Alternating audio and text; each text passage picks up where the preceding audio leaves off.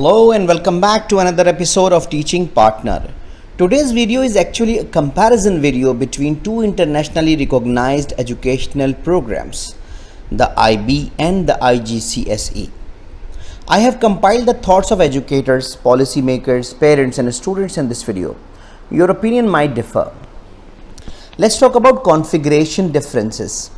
IB is famous for positioning itself as an education framework as opposed to IGCSE, which is a school curriculum system.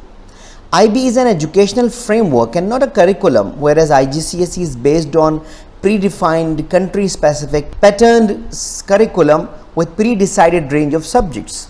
IB is more student-centered and intense program, more aligned with 21st century skills as compared to IGCSE.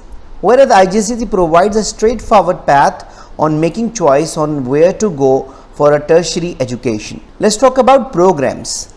IB operate primary years program 3 to 12 years, middle school 11 to 16 years.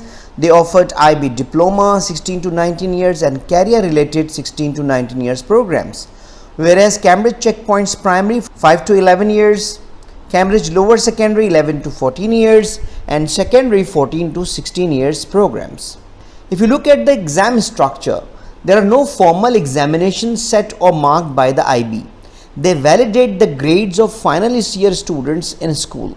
Whereas IGCSE is a qualification based on individual subjects of study, an examination will be conducted as an external body examination. In terms of fee structure, compared to IB, IGCSE is often seen as a more affordable option. Perhaps this is why IGCSE is more popular among the parents across the globe because of the clear structure it provides and the affordability, of course. IB is often being viewed as an elite education system. Pursuing IB program can be costly as it is expensive to implement due to the use of modern technology to support students' learning. Now there is a $1 million question. What to choose? Which program is better, IGCSE or IB? As education continues to evolve and the trends of education continue to change, comparing apples and oranges will never produce a fair result, I guess. We know that children spend an average 5 to 7 hours at school.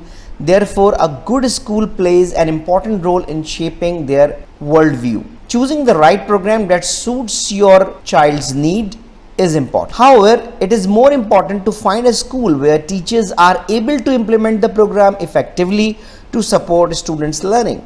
You want to look for teachers who are very engaged and use feedback for students to evaluate and improve their teaching experience. To be very honest, both programs are in pursuit of educational excellence. Now, I would like to add some frequently asked questions which I always face whenever I go in any conference and any meetings. I face these questions. So I feel I need to add this question in this video. Question number 1. Which is harder, IB or IGCSE? Actually, IB and IGCSE are based on practical curriculums and discourage rote learning. They have same difficulty levels. Question number 2. How is IGCSE different from IB? The IGCSE is a stage of the Cambridge pathway which comprises 3 different programs that are Cambridge Primary, Cambridge Lower Secondary and Cambridge Upper Secondary. After obtaining an IGCSE certificate, a student gets promoted to AS and A levels examination. On the other hand, IB offers 4 different programs which are PYP, MYP, IBDP and career related programs. Question number 3. Is IB the hardest high school program? So IB is certainly one of the toughest programs. Maths, HL for instance, has its reputation for being tricky, complex and tough. Question number 4. Is IB American or British? IB is neither American nor British. It was founded in 1968 and has its headquarters in Geneva, Switzerland. Question number 5. Does Harvard accept IB? IB enjoys excellent international recognition and it's even accepted by Harvard as well. Question number 6. Do universities prefer IB or A levels? It is an established fact that the university prefers IB more as it is more intense and develops the analytical skills of students beside enhancing their knowledge base. Question number 7. Is shifting from IGCSE's IB possible? The students of IGCSE can also make a move on the IB Diploma programs for class 11 and 12. So that's all for today. I hope you enjoyed the video. I hope this video is very useful for you. If you have any question, query, or you need any support for making a decision, don't hesitate to write an email to theteachingpartner@gmail.com. Thank you very much and see you in the next video. Goodbye.